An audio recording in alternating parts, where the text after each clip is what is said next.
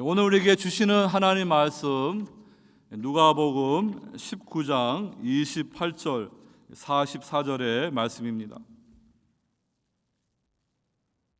하나님 말씀을 봉독 드립니다.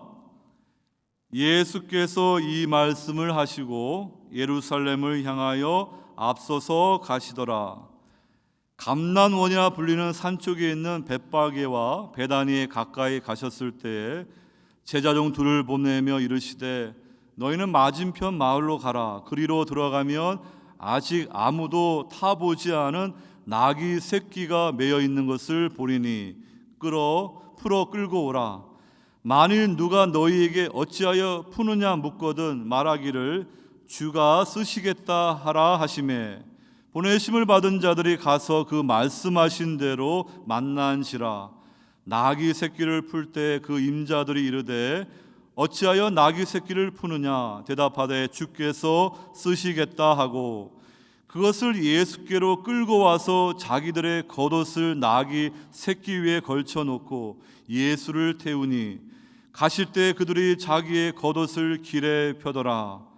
이미 감람산 내리막길에 가까이 오심에 제자의 온 무리가 자기들이 본 바 모든 능한 일을 인하여 기뻐하며 큰 소리로 하나님을 찬양하며 이르되 찬송하리로다. 주의 이름으로 오시는 왕이여 하늘에는 평화요 가장 높은 곳에는 영광이로다 하니 무리 중 어떤 바리새인들이 말하되 선생이여 당신의 제자들을 책망하소서 하거늘 대답하여 이르시되 내가 너희에게 말하노니 만일 이 사람들이 침묵하면 돌들이 소리 지르리라 하시니라.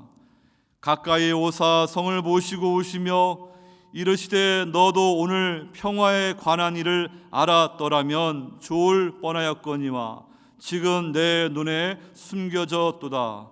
날이 이를지라 내 원수들이 토둔을 쌓고 너를 둘러 사면으로 가두고 또 너와 및 그 가운데 있는 내 자식들을 땅에 메어치며 돌 하나도 돌 위에 남기지 아니하리니 이는 내가 보살핌을 받는 날을 알지 못함을 이남이니라 하시니라. 아멘. 오늘 종려주일은 어떻게 보면 참 이상한 날입니다. 예수님께서 예루살렘을 입성하실 때 그 축제와 개선 행렬과 호산나 환호하는 그러한 분위기로 들뜨기 시작했는데 이어 곧 예수님께서 고난당하시고 십자가에서 죽으시는 이야기로 이어지기 때문입니다. 그래서 이 종려주일을 다른 말로 고난주일이다 이렇게 표현하기도 합니다. 여러분들이 오늘 종려주일인 것을 알고 오신 분도 있고 그냥 주일인 줄 알고 오신 분도 있을 것입니다. 종려주일날 기쁨이 있고 이 축하가 있는 자리로 알고 왔는데 예배를 마치고 끝나니까 마치 장례식에 왔다가 이렇게 돌아가는 그러한 마음처럼 이 종려주일은 참 이상한 날이다 이렇게 말씀을 드리는 것입니다.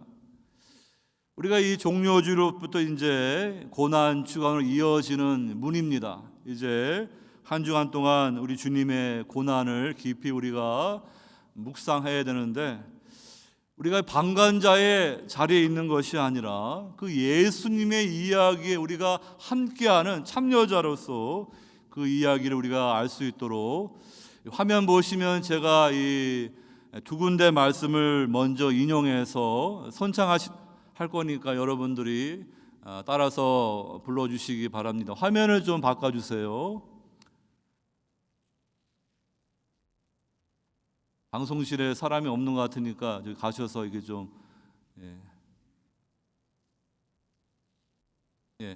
제가 먼저 이렇게 여러분들 저 구절을 읽으면은 여러분들 읽어주시기 바랍니다.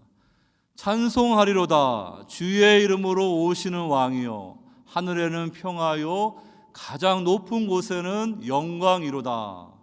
여러분들 하시기 바랍니다. 큰 소리로 찬송하리로다. 주의 이름으로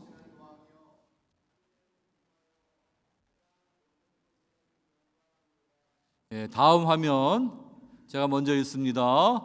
그를 십자가에 못 박게 하소서. 십자가에 못 박게 하소서. 여러분도 같이 합니다.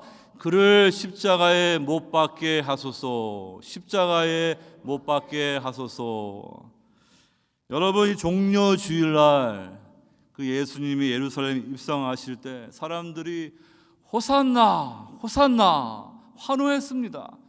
근데 닷새 후에는요, 십자가에 못 박아 죽여라 이렇게 돌변해서 외치는 것입니다.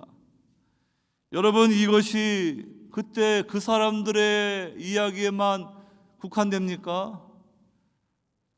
우리가 정말 자신을 깊이 하나님의 말씀의 거울로 돌아보게 되면요, 우리는 목사님, 저는 예수님을 향하여 십자가에 못 박으라 말하지 않았습니다. 저하고는 상관없는 이야기입니다. 혹시 이렇게 말씀하는 분이 계신다 그러면은 죄송하지만 그분은 하나님의 말씀을 잘 모르시는 분입니다. 핵심을 잘 모르시는 분이에요.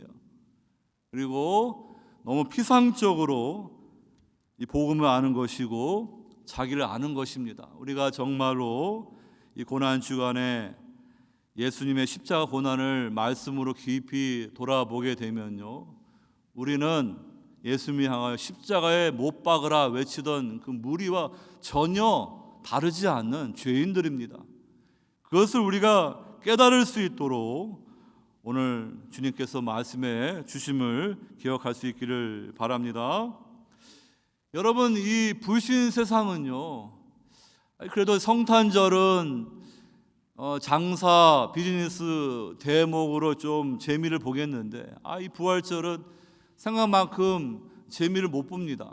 그래서 기껏해야 달걀, 카드에다가 부활절날 마음 편하기를 원합니다. 행복하기를 원합니다.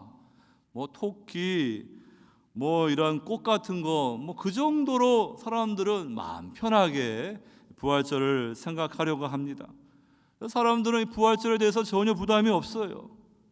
근데 여러분, 이 부활절이 그냥 오는 게 아니라 종려주일을 시작해서 이제 고난주간 목요일은 그 주님의 세종 목요일이고요, 또 금요일은 우리 교회에서 지키는 성금요일입니다. 이 성금요일은 예수님이 처참하게 가장 잔인한 방법으로 십자가에 죽으시는 그날이기 때문에요, 참 이렇게 사람들이 그것을 외면하기를 원합니다. 예전에 저희 교회에서 이렇게 중국에 선교해가지고 그 북경대인가요, 여기 명문대 나온 젊은이가 잠시 저랑 같이 있었는데, 제가 그 친구를 전도하려고 패션 오브 더 크라이스트 그 영화를 같이 보는데, 그 영화가 얼마나 그 피가 낭자고 처참합니까? 그러니까 그 영화를 제대로 못 보는 것을 볼 수 있습니다. 여러분, 사람들은요, 시리어스한 거, 그런 거 별로 관심이 없어요. 그냥 재미있고 편안하고 그런 걸 원합니다. 그러니까 이 부활절에는 좀 사람들이 나와도 이 성금요일날 예배하게 되면 별로 나오지 않아요. 왜냐하면 사람들이 그러한 성금요일 앞에 자신을 돌아보기를 원치 않기 때문입니다. 세상 사람들은 이렇게 이 교회에서 말씀을 우리가 듣는 예수의 이야기, 하나님 나라의 이야기를 아니더라도 얼마든지 이 세속 문화의 대중 매체를 통하여 세상 메시지, 세상 영상, 세상의 이야기들을 많이 듣습니다. 근데 여러분들이 오늘 주일날 이렇게 시간을 내어 주님 앞에 나온 것은요, 세상에서 듣는 세상 이야기가 전부가 아니라 정말로 성경을 통하여 우리에게 주시는 이 위대한 이야기, 이 복음의 이야기를 들으려고 여기에 나온 거예요. 그러니까 여러분들 다 복 있는 자입니다. 교회를 오랫동안 나오지 않게 되면요, 이 복음의 이야기를 잘 듣지 못합니다. 이 세상의 세속의 선정적이고 재미있는 그런 이야기들, TV 키면 얼마나 재밌어요. 드라마들, 영화들, 세상의 그러한 이 뉴스들, 그런 세상 이야기로 우리 마음을 꽉 채우면요, 좋겠습니까? 세상에 무슨 굿뉴스가 있다고요.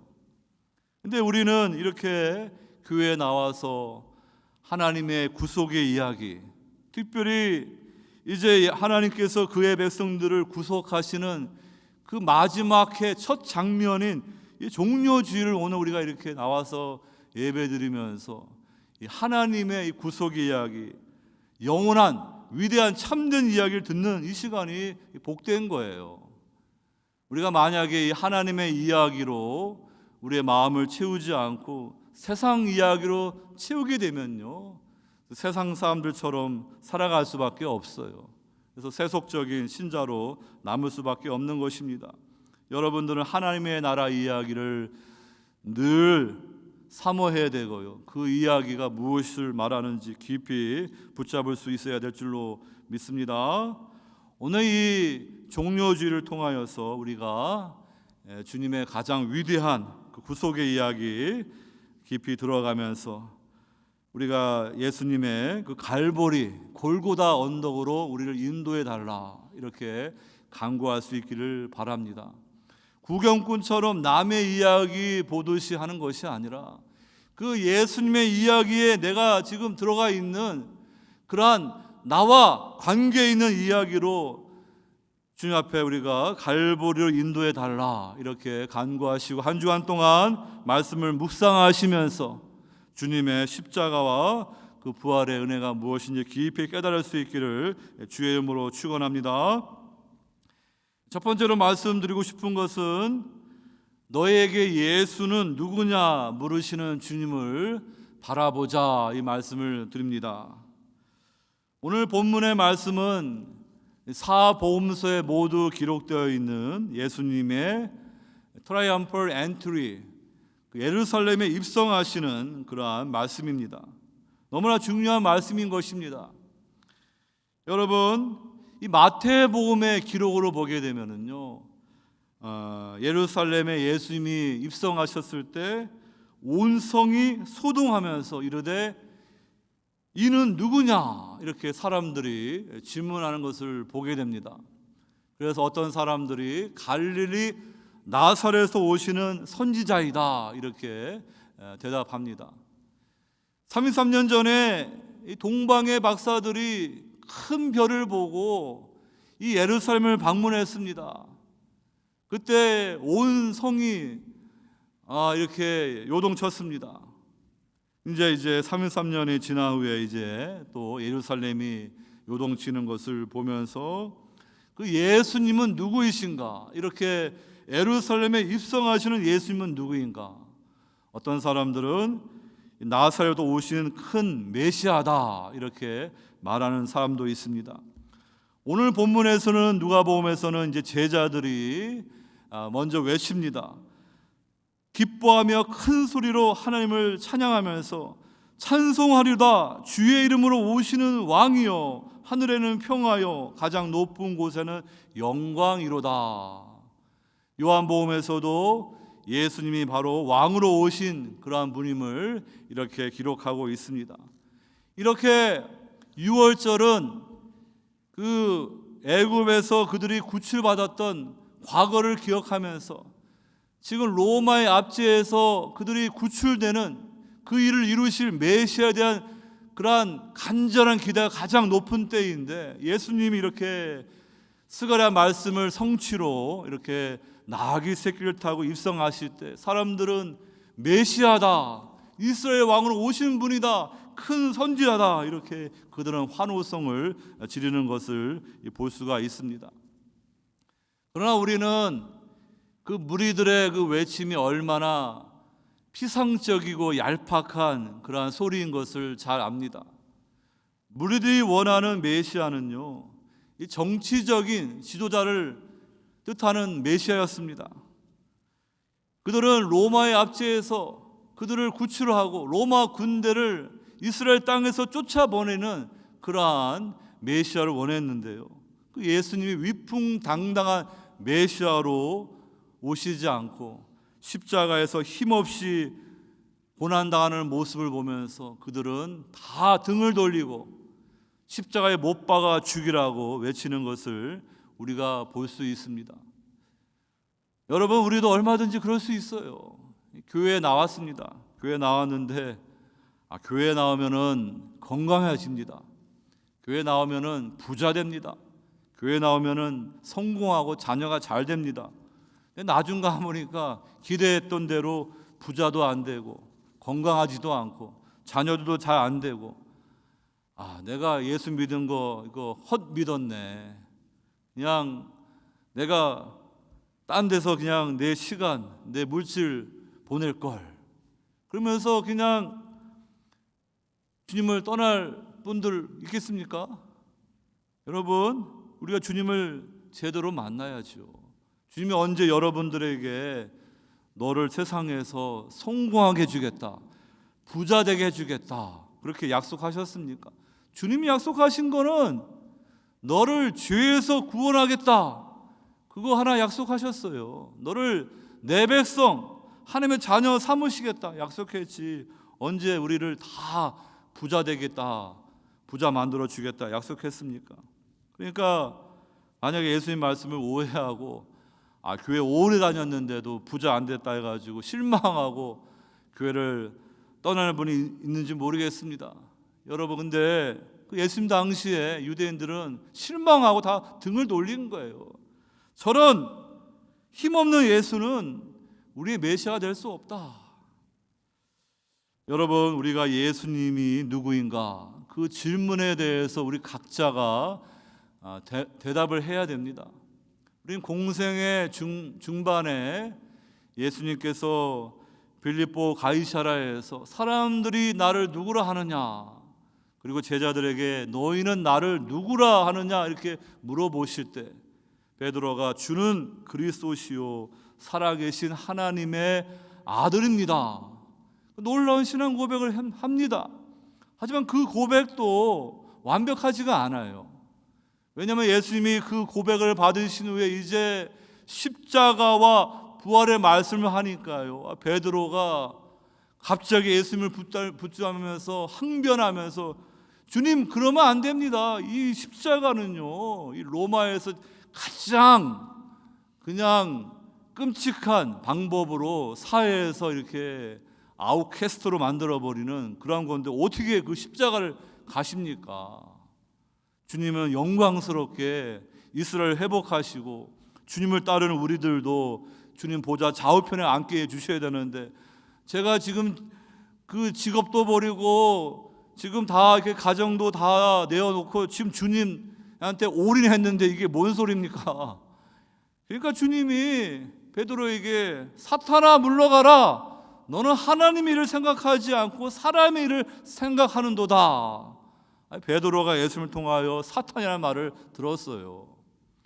그러니까 여러분, 우리가 이 교회에 나오면서 주는 그리스도시요 살아계신 하나님의 아들입니다 고백이 중요하지만 그 예수님이 가셨던 그 십자가의 길을 제대로 깨닫지 못하게 되면은요, 우리는 복음을 반쪽밖에 모르는 것입니다. 오늘 예수님께서 우리 각자에게 너는 나를 누구라 하느냐 이렇게 물어보실 때 여러분들은 예수님이 여러분들의 인생의 왕입니다 이렇게 고백할 수가 있습니까? 예수님은 하나님의 아들이십니다. 예수님은 나의 구주이십니다. 예수님은 나의 영혼을 구원하시기 위해서 오신 분으로 나는 전적으로 주님을 의지합니다. 이 고백을 할 수 있기를 바랍니다. 오늘 본문에서 이 무리들이 피상적으로 이렇게 호산나 주의 이름으로 오시는 왕이요 이렇게 말하는데도 그 말을 듣고 바리새인들이 그냥 기분 나쁜 거예요. 투덜거리면서 예수님에게 오늘 본문 39절 보게 되면은 선생이여 당신의 제자들을 책망하소서. 예수님 말씀하시기를 내가 너에게 말하노니 만일 사람들이 침묵하면 돌들이 소리 지를 것이다. 바리새인들처럼 자기들이 원하는 그러한 전통적인 신학에 맞지 않는 이러한 메시아, 적대적인 반응을 보일 수도 있고요. 이 무리들처럼 그냥 얄팍하게 이렇게 호산나 외쳤다가 5일 만에 돌변해가지고 십자가에 못 박아라 하는 그런 무리들의 그런 반응도 있는데요.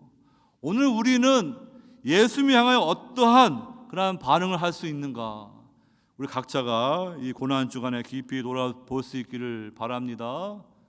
근데 많은 분들이 교회 나오면서도 주님 앞에서, 절대자 앞에서 정말 1대1로 서서 그 주님이 어떤 분인지, 자신의 인생은 어떤 분인지 중요하게 주님을 만나는 그러한 경험을 하는지 모르겠습니다. 여러분, 어떤 분들은 예수님을 그냥 손님으로, 게스트 정도로 이렇게 취급하는 분들이 있습니다. 예수님은 내 인생의 주인으로, 왕으로 모시면 너무 부담스러운 거예요. 오늘 본문에도 예수님이 이 모든 개선 행렬들을 다 주관하시는데 제자들을 보내가지고 저 마을에 가면은 그 매어 있는 나귀 새끼가 있는데 그 나귀 새끼를 데리고 와라. 다 스가랴 9장에 나와 있는 말씀의 성취를 이루시는 거예요. 이 세상 왕은 군마를 타고 위풍당당하게 개선 행렬을 하는데 예수님은 그 나귀도 아닌 나귀 새끼, 참 그 발이 땅에 끌릴 정도로 그렇게 참 우스꽝스럽게 평화의 왕으로 오시는 거예요. 이 세상 왕이 로마 황제가 힘으로 세상을 정복하는 그러한 나라가 아닌 하나님의 나라는 이렇게 희생으로, 섬김으로, 죽음으로 이루어지는 그러한 평화의, 사랑의 나라는 것을 주님이 다 이 개선 행렬 통하여 다 보여주시는 거예요. 그래서 제자들이 이제 이 나귀 새끼를 이렇게 풀고 가려 하니까 그 임자들이 왜 이것을 풉니까? 주께서 쓰시겠다. 그러니까 주님이 쓰신다고요? 이 나귀 새끼 보냅니다. 그들은 예수님이 나귀 새끼를 이렇게 사용하시는 것을 기뻐했습니다. 여러분, 예수님을 왕으로 모시는 것은요, 이제는 예수님이 내 인생의 주인 되시기 때문에 내 시간도, 내 물질도, 내 재능도, 내 인생도 주님이 쓰시겠다면은 노라고 못하고 예스라고 해야 되는 거예요. 그러니까 많은 사람들이 부담스러운 거예요. 예수님을 그냥 게스트 정도로 그냥 필요할 때 좀 모시면은 내가 내 인생 주인 되어서 좀 내 마음대로 할 텐데, 괜히 예수님은 내 인생의 왕으로, 주인으로 모시면은 주님이 갑자기 내 자녀 보고 신학교 가라 그러고 선교사 하라고 하면 어떡하지? 그 고생이 되는 길인데 부담스러운 거예요. 지금 내가 이 물질을 어떻게 모았는데 주님이 갑자기 이 물질을 주의 나라를 위해 사용하라, 그렇게 말씀하시면 이게 얼마나 부담스럽습니까? 그러니까 적당하게 그냥 예수님 나중에 왕으로 모실게요. 지금은 그냥 게스트, 제가 믿음이 부족하니까 그냥 손님으로 모실게요. 그렇게 얼마든지 교회에서 할 수 있어요. 그런데 여러분, 그렇게 함으로 해서 나중에 주님 앞에 설 때 우리가 직면할 또 다른 문제를 한번 잘 생각해 보세요. 여러분, 오늘 예수님이 누구냐 우리 각자에게 물어보시는데 그냥 위대한 선자 중에 한 분, 정말 나를 행복하게 하고 나를 세상에 성공하게 하는 그러한 메시아, 그 정도로만 알고 있었는데 나의 전부를 요구하시는, 내 인생의 그 모든 것을 다 양도하라고 하는 그러한 주님으로 우리가 만나려 하면은요 얼마나 부담스럽겠습니까? 그런데 그 주님의 부르심을 우리가 믿음으로 받아들여서 여러분들이 여러분의 인생을 주님께 맡기면요, 여러분, 주님이 책임져 주시는 거예요. 여러분 인생을 여러분들이 걱정하듯이 뭐 돈이고 시간이고 뭐 다 주님이 그냥 빼앗는 게 아니에요. 다 하나님의 뜻대로 사용하실 거예요, 여러분. 그런데 만일 예수님을 손님 취급하고 그냥 내 인생의 왕으로 모시지 않게 되면 어떻게 되겠습니까? 그러면 주님이 나를 책임져 줄 수 없어요. 내가 내 힘으로 살아야 돼요. 내가 열심히 노력해서 돈 벌어야 돼야 되고요. 내가 자식 키우면서 제가 친구 잘못 만나가지고 잘못되면 어떻게 하나 늘 염려하며 살아가야 될 거예요. 내 노후의 문제는 어떻게 해야 될까 걱정하며 살아갈 거예요. 근데 여러분들이 그냥 예수님을 왕으로 모시면 왕이 책임져 주는 거예요. 근데 그 주님에 대한 믿음이 없어서 그냥 반쪽짜리 믿음으로 주님, 저는 믿음이 없기 때문에 제가 다 맡길 수가 없습니다. 그러니까 제가 제 인생도 어느 정도 제가 컨트롤해야 되고요. 제 자녀도 그렇고요. 제 비즈니스도 그렇고요. 그렇습니다. 그러면 주님이 여러분을 어떻게 온전히 책임져 줄 수 있겠습니까? 여러분, 주님이 책임져 주지 아니하시면은요, 이 세상의 악한 마귀가요, 우리를 공격할 때 우리는 속수무책이에요. 마귀가 세상의 유혹을 가지고 세상의 어려움을 가지고 여러분들을 미혹하고 핍박할 때 여러분 누구한테 도움을 구하겠어요? 내 스스로 어떻게 해야 될 거예요. 그런데 주님께 내 인생을 맡기면 주님이 다 책임져 주시니까 그 유혹을 이길 수가 있고요, 박해도 이길 수 있을 것입니다. 그 중요한 차이는요, 예수님 앞에 내 인생을 모두 맡기면은 왕이신 주님이 책임져 주는 것이고, 그냥 반만 맡기면요, 주님이 그래 네가 스스로 네 인생 책임져 져라. 하지만 우리는 절대로 내 인생을 스스로 책임질 수도 없고요, 성공할 수도 없습니다. 하나님 앞에서 성공해야지 세상에서 성공하는 것으로 만족해서는 안 될 것입니다. 여러분들 정말로 영혼의 가치를 알고 여러분들의 자녀를 사랑한다 그러면요, 그들을 주님 앞에 맡기시기 바랍니다. 여러분들의 인생을 주님 앞에 맡기시기 바랍니다. 주님이 그때 온전히 책임져 줄 수 있는 거예요. 안 그러면요, 우리는 진리이신 예수님을 따라가기보다는요, 거짓의 아비 마귀의 그런 미혹 앞에 우리는 속을 수가 있어요. 여러분, 진리의 인도함을 받아야지 거짓에 속아가지고 인생 허비하게 되면은 얼마나 주님 앞에 서는 날 부끄럽겠습니까?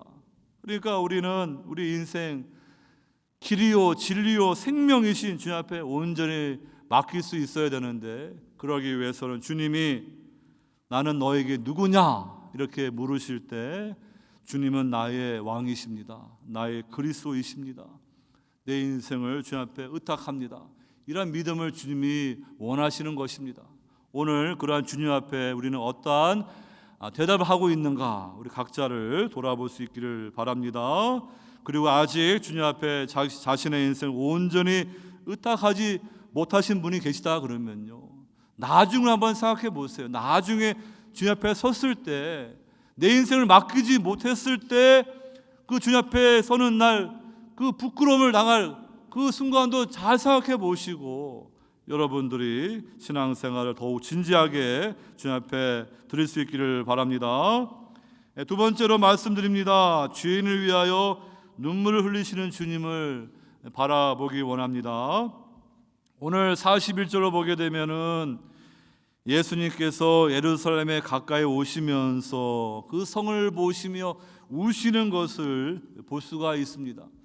이 복음서에서는 예수님이 눈물을 흘리시는 장면이 두 번 나오는데, 요한복음 11장에서 예수님의 친구 나사로가 무덤에 있을 때 예수님께서 눈물을 흘리셨습니다. 오늘 본문에서는 그 예루살렘을 바라보시면서 눈물을 흘리십니다. 이 세상의 신들은요, 감정도 없어요. 인간의 고통에 대해서 무관심합니다. 그런데 여러분, 우리 예수님이 눈물을 흘리신다는 것은요, 우리가 당하는 그러한 고통, 모든 슬픔에 다 친히 치유하시고 동감하시고, 내가 겪는 문제 너 스스로 해결하라 이렇게 하는 것이 아니라, 예수님은 우리 인간의 몸을 이으시고 우리가 당하는 모든 문제를 다 주님께서 다 친히 담당하시겠다고 그것을 보여주시는 그 하나의 마음을 우리에게 보여주는 거예요. 그러니까 여러분들이 그 예수님의 눈물을 보면서 우리의 강팍해진 마음이 조금이라도 이렇게 녹아질 수 있기를 바랍니다. 사람이 마음이 강팍해지면요, 눈에서 눈물이 안 나와요. 그런데 우리가 주님의 은혜를 받게 되면요, 모든 게 은혜입니다. 그래가지고 눈에서 눈물이 나오고요, 주님의 이 사랑 때문에 내가 오늘 이렇게 주의 은혜 가운데 살아가는구나. 여러분, 오늘 예수님이 왜 예루살렘을 보고 우십니까? 이 예루살렘은 하나님의 거룩한 도성입니다. 하나님의 영광을, 하나님의 공의와 정의를 세상 가운데 보여주어야 되는데, 그 구약과 신약의 역사를 쭉 보게 되면은요, 거룩한 도성이 아니라 소돔과 고모라처럼 이렇게 타락해버린, 강도의 구렬이 되어버린 그 성이 되었습니다. 그래서 예수님은 이 예루살렘을 보시면서 눈물을 흘리시는 거예요. 여러분, 우리는 십자가를 바라볼 때 저 십자가 너무 부담스럽다. 왜냐하면 여러분들이 이렇게 예수님의 그 십자가 그림 보게 되면 너무나 처참합니다. 그래가지고 그냥 고개를 돌리고 싶어요. 그냥 종료주일에서 그냥 바로 부활주를 가면 좋겠는데, 이 고난 주간 성금요일이 있으니까 그 십자가에서 발가벗겨져서 처참하게 고난당하는 그 예수님을 바라보야 되는 게 이게 쉬운 게 아니에요. 그런데 그거보다 더 어려운 게 뭐냐?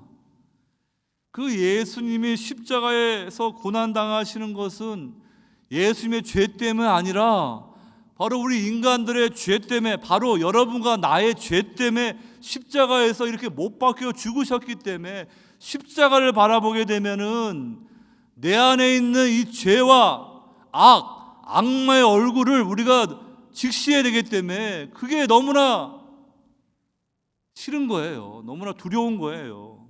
그냥 하나님의 말씀을 피상적으로 알게 되면은 나는 예수님 십자가에 못 박으라고 말하지 않았는데요, 이렇게 핵심을 비껴가는 그런 말을 하겠지만, 우리가 정말로 하나님의 말씀을 붙들게 되면요, 우리는 예수님을 십자가에 못 박은 자들입니다. 우리 죄 때문에요. 그렇기 때문에 십자가를 통하여 우리 자신을 깊이 돌아보게 되면 내 안에 있는 악마의 얼굴을 볼 수가 있어요. 그러니까 그것이 부담스러운 거예요. 그러니까 그냥 빨리 그냥 고난주간 성금요일 지나고 빨리 승리의 부활주를 가면 좋겠다, 그러고 싶을 정도인 것입니다.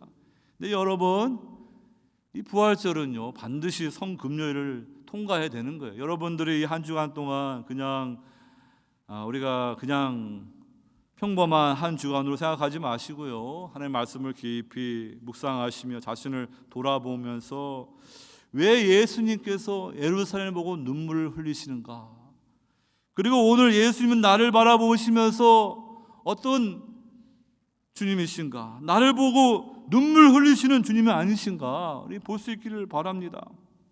여러분, 오늘 42절 보게 되면 예수님이 너도 오늘 평화에 관한 일을 알았더라면 좋을 뻔하였거니와 지금 내 눈에 숨겨져 있다, 이렇게 말해주고 있습니다. 예수님이 지금 그들을 평화의 왕으로 오셨음에도 불구하고요, 사람들은 다른 데 정신이 팔려가지고요, 예수님께서 오신 것을 그들은 제대로 알지 못하고요, 결국엔 다 등을 돌리고 십자가에 못 박으라고 외쳤습니다. 결국에는 주님을 거부했던 그 예루살렘 어떻게 됩니까? 날이 이를지라 내 원수들이 토둔을 쌓고 너를 둘러 사면으로 가두고 너와 및 그 가운데 있는 내 자식들을 땅에 메어치며 돌 하나도 돌 위에 남기지 아니할 것이다.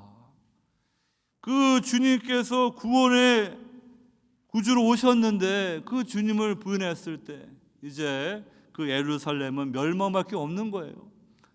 40년이 흐른 후 AD 70년에 로마 디도 장군이 예루살렘을 돌 위에 돌 하나 남기지 않고 철저하게 다 망가뜨렸고요, 이스라엘 백성들은 전 세계에 흩어지게 되는 것입니다. 역사적으로 그럴 뿐만 아니라 이렇게 주님께서 우리를 구원하시기 위해서 우리 마음의 문을 두드리면서 문을 열어달라, 그러면 내가 너와 함께 먹고 마시겠다, 이렇게 구원에 초청을 하는데 사람들은 관심이 없어요. 우리 주님은 하나님 나라를 천국 잔치로 비유하셨습니다. 그래가지고 이제 바리새인들 같으면 전혀 하나님 나라에 갈 만한 자격이 없는 이 세리들, 죄인들과 같이 식사하시면서, 또 바리새인들도 식사하시면서 다 너희들의 행위와 너희들의 노력으로 구원받는 것이 아니라 하나님의 은혜로 십자가 달려 죽은 예수의 그 보혈만이 너희의 죄를 씻겨준다. 그러면서 이 하나님 나라의 좋은 소식을 전하는데요, 나는 지금 밭을 샀기 때문에 밭을 돌아봐야 됩니다. 비즈니스 해야 됩니다. 지금 소를 사가지고 소가 잘 돌아가는지, 내가 좋은 차를 샀기 때문에 좀 차를 타고 여행 좀 다녀야겠습니다. 내가 지금 결혼해가지고 좀 신혼 재미를 좀 누려야 되겠습니다. 다 필요한 것이지만 그런 말도 되지 않는 이유들 대면서 주님은 천국 잔치 들어오라 하는데 안 들어가요. 그냥 안 들어오고 여전히 그냥 다른 이유도 되면서, 지금은 이렇게 젊은데 교회 가가지고 그 교회에서 그냥 붙잡혀가지고 한두 시간 앉는 게 너무 지겨운 거예요. 나이 들어가지고 늙어서 힘없을 때 그때 교회 가겠습니다. 그때 가면 주님이 기다려 주신다고 누가 말하고 있습니까? 여러분, 주님께서 우리의 마음을 두드리고 문을 열어라. 그러면 내가 너와 함께 먹고 마시겠다. 천국 잔치에 와서 우리를 거룩한 백성, 하나님의 자녀 삼아 주신다는데 사람들은 관심이 없어요. 그게 오늘날 우리가 많은 사람들을 통하여 보는 것입니다. 여러분, 결국 이렇게 주님의 은혜로운 초청을 거부하게 되면은요, 무서운 심판밖에 남는 것이 없는 거예요. 저와 여러분들이 그 예수님의 초청을 받을 때 우리는 이 땅에서 영생을 누리고 주님이 주시는 참된 기쁨을 이 땅에서 만끽하다가 주님 품에 안기는 거예요. 오늘 사유사절 끝에 내가 보살핌을 받는 날을 알지 못함을 인함이다. 이 보살핌이라는 단어 영어 성경에 visitation 이렇게 되어 있습니다. 그래서 그 예수님이 이렇게 방문한 그 날을 너희들이 알지 못하였다. 주님의 은혜로 지금 너희들을 예루살렘을 방문하셨는데 너희들은 모르고 있다. 사망의 잠을 자고 있구나. 이 비지테이션 헬라어로 에피스코페라는 단어인데, 이 영어 단어 비지테이션 보게 되면은 방문이란 뜻 외에 사찰, 감찰. 그래서 여러분, 예수님이 이제 예루살렘 성전을 쭉 사찰하여 보시니까 이거는 하나님의 성전, 하나님의 집이 아닌 거예요. 이건 강도의 도굴이에요. 세상에서 엄청나게 죄짓고는 그냥 교회 와서 조금 헌금해 놓고는 그냥 하나님이 우리 하나님, 하나님 우리 아버지, 그렇게 강도의 도굴로 만들어 버리고 있는 거예요. 그냥 무화과 나무가 열매는 하나도 없고 그냥 잎사귀만 무성하면서 종교 행위만 잔뜩 있지. 그냥 그래서 그 무화과 나무를 저주하듯이 주님이 쭉 성전 돌아보니까 완전히 이건 썩어버린 거예요. 이 비테이션에는 심판, 재앙, 하나님의 심벌의 뜻이 있습니다. 이 에피스코페는요, 또 헬라어로 감독, 주교라는 그런 의미로도 번역이 됩니다. 이 동사형이 에피스케토마인데, 이 come, visit란 단어, 돌보다 방문하는 뜻인데 누가복음에 3번 쓰여 있습니다. 누가복음 1장 보게 되면은 세례 요한에 붙인 제사장 사가랴가 예언하는데, 찬송하리로다 주 이스라엘 하나님이여 그 백성을 돌보사 속량하시며, 돌보사가 바로 이 비지트입니다. 이제 성령 안에서 사가랴 선지자가 안 것입니다. 이제 때가 차서 하나님이 구주를 통하여 우리에게 찾아오셨구나. 그 백성들을 죄와 사망의 유배에서 속량하시는구나. 이는 우리 하나님의 긍휼로 인함이라. 이로써 돋는 해가 위로부터 우리에게 임하여. 여기 임하여도 이게 come, visit로 번역됩니다. 이제 주님의 때가 차서 돋는 해가 이 어두운 사망의 죄의 어두운 세상 가운데 임하였구나. 말라기 선지자는 말하기를요, 예수님께서 오시면은 공의로운 해가 떠올라서 치료하는 광선을 비추어서 그 외양간에 있던 송아지들이 그냥 뛰듯이 그 회복과 기쁨의 날이 올 것이라고 예언했는데 이제 그 날이 온 거예요. 근데 여러분, 이 은혜는 누구에게 주어집니까? 예수님의 회개하라, 천국이 왔다, 하나님 나라의 천국 잔치에 인비테이션을 받고 회개와 믿음으로 자기 마음을 열고 예수님을 내 인생의 왕으로 모신 자에게 임하는 거예요. 그럴 때 죄와 사망의 속박에서 건져주시는 거고요, 우리를 이 사망의 그늘진 땅에서 우리를 회복하여 주셔서 주님께서 공의로운 그러한 태양빛을 비추어 주심으로 우리가 다 회복되는 거예요. 빛의 아들이 되게 해 주시는 거예요. 그 다음에 이 말씀이 세 번째로 나오는 게 그 나인성 과부의 그 아들이 있는데, 이 과부는 참 불쌍한 인생입니다. 남편도 빨리 죽었는데 그냥 유일한 소망인 그 아들이, 젊은 청년이 죽어버렸어요. 근데 예수님이 그 장례 행렬에서 그 과부를 불쌍히 여기시고 그 정결예법을 다 무시하시고 관에 손을 내시고 청년아 일어나라 할 때, 죽었던 자가 일어날 때 사람들이 다 놀라면서 하나님께 영광을 돌리면서 하나님께서 자기 백성을 돌보셨다. 이때 돌보셨다가 바로 베지트로 나와 있습니다. 여러분, 이렇게 하나님의 그 은혜를 받게 되면요, 이 사망의 잠을 자고 있던 죽었던 영혼이 일어나는 거예요. 그래서 여러분들이 이 땅에서 영생의 삶을 누리고 예수님이 오신 것은 양으로 생명을 얻게 하고 더 풍성히 얻게 하는 말씀대로 풍성히 누리고 부활의 삶을 살다가 이제 주님 재림하실 때 영광스러운 부활의 몸을 입고 새하늘과 새 땅의 삶 나라를 상속받는 거예요. 그러니까 여러분들, 우리는 그 주님께서 우리를 찾아오실 때 그 주님의 그 은혜의 손길을 붙잡아야 되는 거예요. 다음번 기회 있다고 예수님을 내 인생의 왕으로 모시는 거 부담스럽다고 그냥 그렇게 미루다가는요, 영원히 주님과 관계없는 인생으로 끝날 수 있다는 것을 우리는 알아야 될 것입니다. 여러분들을 위해서 누가 눈물을 흘리신 분이 있습니까? 아니면 여러분들이 또 누구를 위해서 눈물을 흘리신 적이 있으십니까? 우리 세상 살면서 많은 눈물을 흘립니다. 이 미국에는 총기 사고로 지난주에도 이렇게 어린이들이 이렇게 총기로 죽어가고 선생님들이 죽어가는 거 보면서 많은 사람들이 슬퍼하며 애도하며 눈물을 흘리지 않습니까? 이런 모든 이 세상의 그런 모든 고통과 그 괴로움의 그 모든 슬픔의 눈물을 다 주님이 눈물 안에 다 녹아지는 거예요. 오늘 이 주님의 눈물을 통하여 우리를 그대로 내버려 두지 아니하시고 이 죄와 사망의 망가진 세상 가운데에서 소망 없이 살아가는 우리 인생들을 불쌍히 여기셔서 우리 주님께서 이 눈물을 흘리시는데, 그 눈물을 우리가 기억하면서 우리의 강팍해진 마음들이 변화될 수 있기를 바랍니다. 아무리 사람이 이렇게 강팍해도요, 그 아내가 눈물 흘리면은 남편이 그래도 조금 반응이 있지 않겠습니까? 자식이 이렇게 말썽 피워도 엄마가 이렇게 눈물 흘리면 자식이 엄마의 눈물을 보면서 변화될 수 있지 않겠습니까? 이 어거스틴이 탕자였어요. 어머니 모니카가 그 아들 때문에 정말 세상에서 성공하는 것보다 하나님의 아들로 살기 위해서 간절히 눈물 흘리면서 암브로스 감독 찾아갔더니 감독이 말하기를, 눈물에 자식은 결코 망하지 않습니다. 그 어머니 눈물 때문에 이 방탕하게 인생 끝날 것 같은 이 어거스틴이 성 어거스틴으로 얼마나 큰 일을 감당하는 하나님의 사람이 됐습니까?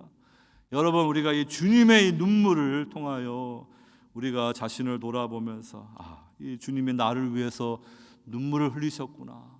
정말로 내가 길어버린 양처럼 내 마음대로 내 인생 살다가는 망하는 길인데 주님께서 나를 위해 눈물을 흘리시고 내 마음의 문을 열어주실 때 내가 주님의 손을 붙잡았기 때문에 지금 이 땅에서 하나님의 주시는 영생을 누리고 살고 있구나. 그리고 여러분들 주위에 얼마나 많습니까? 여전히 마음의 문을 닫고 그렇게 고집하며 그 길은 망하는 길에도 불구하고 여전히 예수님을 인생의 구주로 왕으로 모시지 않고 스스로 왕되어서 미혹되어 살아가는 그 인생의 결말은 뻔한데 그들을 위해서 누가 눈물을 흘리겠어요? 아직 주님 앞에 돌아오지 않는 분들 위해서 누가 눈물을 흘릴 거예요? 부모가 눈물을 흘려야지요. 아직 돌아오지 않는 배우자 위해서 누가 눈물을 흘릴 거예요? 먼저 믿은 배우자가 눈물을 흘려야죠. 아직 돌아오지 않는 부모, 형제를 위해서 누가 눈물을 흘리겠어요? 먼저 믿은 자가 부모를 위해서, 형제들을 위해서 눈물을 흘려야 될 것입니다. 그럴 때 눈물의 기도를 들으시고 주님께서 그 강팍한 마음을 변화시켜서 은혜를 부어주실 때 그들도 주님의 백성이 될 것입니다. 그 주님의 눈물을 바라보면서 이 한 주간 동안 살아갈 수 있기를 바랍니다. 마지막 세 번째로 어둠의 권세에서 자신을 내주셨던 주님을 바라보기를 원합니다. 아까 말씀드린 것처럼 우리는 이 성금요일 고난 주간이 부담스러운 게 그 예수님이 발가벗겨서 처참하게 가장 잔인한 방법으로 죽어가는 것도 있지만 그 주님을 십자가에 못 박도록 우리가 지은 죄가 있기 때문에 나를 보게 되면 내 안에 있는 이 죄악의 얼굴이 들춰지기 때문에 괴로운 거예요. 그래도 여러분들이 그것을 그냥 모른 채 하면 안 돼요. 이 고난 주간만큼이라도 여러분 철저하게 십자가를 통하여서 나의 이 죄 때문에 예수님이 그러한 극도의 고난을 받으시고 엘리 엘리 라마 사박다니 나의 하나님 어찌하여 나를 버리셨나이까. 그 하나님부터 버려짐을 당하셨구나. 내가 하나님부터 영원히 버림받은 인생이 되지 않도록 예수님께서 그 버림받은 그 징계를 받으셨구나. 여러분들이 깊이 돌아볼 수 있기를 바랍니다. 이 주님 앞에 갈보리로 인도해 달라고 구경꾼이 아니라 그 주님을 십자가에 못 박은 그러한 죄인의 심정으로 회개하는 마음으로 여러분들이 한 주간 살아갈 수 있기를 바랍니다. 여러분, 이 누가복음 22장 이제 보게 되면 예수님이 이제 겟세마네 동산에서 그 땀이 피가 되도록 간절히 기도하시는데 아버지여 할 수만 있거든 이 잔을 내게서 떠나가게 하여 주시옵소서. 그러나 내 뜻대로 말고 아버지의 뜻대로 되길 원하나이다. 그 위대한 기도를 하신 후에 이제 가룟 유다가 이 폭도들을 이끌고 이제 옵니다. 가룟 유다가 예수님이 기도하는 장소를 너무나 잘 알고 있기 때문입니다. 그런데 그 예수를 마치 그냥 연쇄 살인범, 폭탄 테러범처럼 그냥 칼과 몽둥이 들고 그냥 잡으려고 오는 거예요. 그때 이 베드로가 숨겨두었던 칼을 휘둘러 가지고 대세상 말고의 오른쪽 귀를 잘라버리니까 예수님이 이너프 족하다 하면서 이 말고의 귀를 고쳐주십니다. 마태복음 기록 보게 되면은 예수님 하나님 아버지께 구하기만 하시면 12군단도 더 되는 천사를 보내서 그 폭도들 단번에 제압할 수 있어요. 그런데 예수님은요 지금 이 어둠의 권세에 자신을 내주시는 것입니다. 예수님이 힘이 없어서 그냥 그렇게 붙잡히는 게 아니에요. 우리를 죄와 사망에서 구원하시기 위해서 어둠의 권세 주님 자신을 내주시고 주님이 그 악의 그 깊은 곳, 그 악마의 얼굴을 친히 보시기 위해서 그 십자가의 고난을 받으셨다는 것을 기억하시기 바랍니다. 그래서 여러분들이 십자가를 주목하시고요. 십자가 그림을 한번 잘 보시기 바랍니다. 그림 하나 보여주세요. 이 그림은 이제 조토 디보도네라는 그림을 좀 화면 바꿔주세요. 여러분 잘 보일지 모르겠는데 그 마리아가 이제 예수님을 이렇게 붙드는 그러한 그림을 피에타라고 하는데 조토 디보도네라는 그러한 르네상스 때 화가가 그린 그림입니다. 이 상단에 보게 되면은요 이 천사들의 모습이 나오는데 그 천사들 얼굴 잘 보세요. 그 나무들도 이파리가 다 떨어져 있고 그 마리아도 극도의 슬픔을 표현하는 그런 방식으로 화가는 그림을 그리고 있습니다. 이 천사들이 지금 예수님이 십자가에서 고난받고 죽어가는데 이거 어떻게 할 수가 없는 거예요. 주님이 말씀만 하시면은 저 폭도들 그냥 단번에 제압할 수 있는데 주님께서 창조주께서 이게 고난 받으시는 걸 보면서 이 천사들도 괴로워가지고 고통스럽게 그들의 얼굴을 가리고 슬퍼하는 그 그림을 화가가 그리고 있는 거예요. 여러분, 예수님의 십자가 죽음은요, 온 우주적인 사건인 거예요. 새 출애굽, 새 창조의 우주적인 차원에서 우리가 볼 수 있어야 되는 것입니다. 여러분, 예수님은 우리를 구원하시기 위해서 이 죄의 얼굴을 보셨습니다. 우리 인간의 그 죄를 깊이 보셨습니다. 이 가룟 유다 3년 동안이나 주님의 제자로 따라서면서도 배신하고 은 30냥에 팔아버렸어요. 우리가 그런 가룟 유다와 같은 사람들이에요. 베드로, 다른 사람들은 다 주님을 부인하도 나는 주님을 부인하지 않겠다고 호언장담해놓고는 그냥 예수님 나 모릅니다 하고 저주했어요. 우리가 그러한 베드로 아닙니까? 여러분, 이 폭도들, 이 군중들 호산나 호산나 이스라엘 왕이여 해놓고는 금세 돌변해가지고 십자가에 못 박으라고 얼마든지 우리는 주님 앞에 등을 돌릴 수 있는 그런 군중과 같습니다. 이 종교인들처럼 예수님을 거짓 증인 삼아가지고 고발하는 그러한 죄, 빌라도처럼 예수님이 아무 죄가 없음에도 불구하고 비겁하게 정말로 자기의 기득권을 지키기 위해서 진리이신 주님을 이렇게 부인하는 그런 모습들, 우리는 얼마든지 십자가를 통하여 십자가 주변에 있는 사람들을 통하여서 우리 얼굴을 발견할 수 있어요. 그냥 저거 보면서 나하고는 관계없다, 그거는 여러분들이 핵심을 모르는 것입니다. 여러분들이 이 한 주간 동안 깊이 십자가 복음을 통하여서 내가 바로 예수님을 십자가에 못 박아라고 외쳤던 그러한 죄인이구나, 그것을 깨닫고 여러분 자신이 이제 주님의 은혜로 어떠한 은혜와 사랑을 받았는가. 예수님의 좌우 옆편에 이 강도들이 있었어요. 그들이 처음에는요, 예수님을 향하여 조롱하고 모욕하면서, 아니 사람들을 구원한다고 하는 예수여, 왜 당신 자신은 못 구합니까? 조롱했는데 예수님 그 말이 맞아요. 자기를 구하러 오신 게 아니고 우리를 구원하시기 위해서 이 어둠의 권세 자기를 내어 맡기시고 그 고난을 다 받으신 거예요. 근데 예수님이 십자가에 죽어가신 걸 보면서 한편 강도가 돌이키는 거예요. 회개와 믿음으로 예수님, 주님께서 당신의 나라에 임하실 때 나를 기억해 주십시오.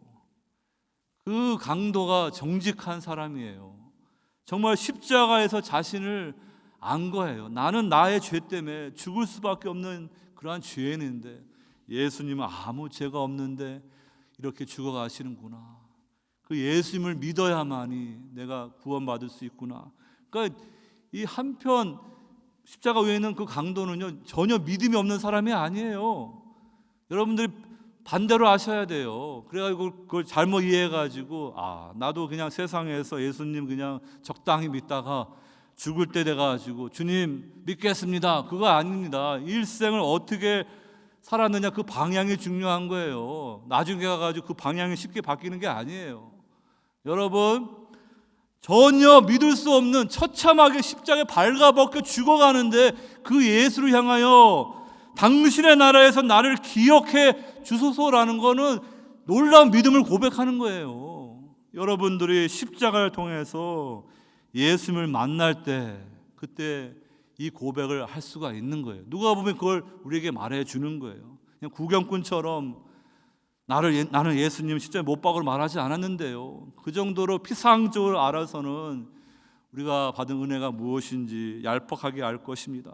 그러나 여러분들, 우리가 내 죄 때문에 십자가에 달려 죽어야 되고 영원히 하나님부터 분리될 수밖에 없는 그런 인생인데 나의 죄를 대신하여 예수님이 고난받으시고 죽으셨구나.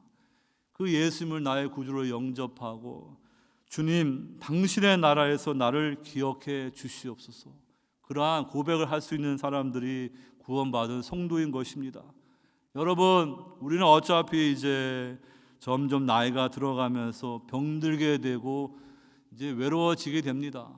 점점 가진 것도 없고 건강도 약해지고 자녀들도 내 맘 같지 않고 그러면서 실존적으로 두려움을 느낍니다. 내 인생이 이렇게 허무하게 끝나는데 과연 누가 나를 기억해 줄 것인가? 여러분, 누가 우리를 그렇게 기억해 주겠어요? 좀 뭔가 있을 때, 세상적으로 뭔가 있을 때 좀 기억해 주겠죠. 아무것도 없는데요. 그냥 병들고 죽어가는데 성도라도 별로 관심도 없어요. 제가 봤습니다. 여러분, 그런데 주님은 기억해 주는 거예요. 여러분들이 예수님을 나의 구주로 십자가에서 만나면요, 주님은 내가 너를 기억한다. 그거면 끝이에요. 그러면 우리 인생은 성공한 거예요. 근데 주님이 기억해 주지 않으면요, 우리 인생 망한 거예요. 주님이 기억해 주실 때, 정말로 노아의 홍수 때 온 세상이 물의 심판을 받을 때 하나님이 노아를 기억해 주시는 그 은혜 때문에 노아의 8 가족이 살았듯이 주님이 십자가에서 주님을 붙잡은 우리를 기억해 주실 때 우리에게 소망이 있는 줄 믿으시고, 우리 한 주간 동안 저와 여러분들 주님 앞에 갈보리 골고다로 우리를 인도해 달라 하면서 그 십자가를 통하여 우리가 자신을 깊이 돌아보고 우리를 사랑하시는 그 하나님의 그 사랑의 얼굴을 깊이 깨달을 수 있기를 주의 이름으로 축원합니다. 아버지 하나님, 오늘 주신 말씀을 통하여서 우리가 매년 이렇게 종려주일, 고난주간, 부활절을 지키지만 올해만큼이라도 저희들이 정말 주님의 말씀을 더 깊이 묵상하고 그 말씀을 통해 우리 자신을 깊이 성찰하면서 우리가 어떠한 은혜와 구원을 받았는지 깊이 돌아볼 수 있는 그러한 시간들 되게 하여 주시옵소서. 정말로 주님의 그 십자가의 이야기에 내가 어떠한 자로 서 있는가 깊이 돌아보게 하여 주시고, 십자가에서 주님을 만난 자들로서 정말 주님을 내 인생의 왕으로 주님을 모시면서 남은 인생 주의 영광 위에서 주님의 뜻을 붙잡고 살아갈 수 있는 귀한 성도들 다 될 수 있도록 함께하여 주시옵소서. 예수 그리스도 이름으로 감사하며 기도하옵나이다. 아멘.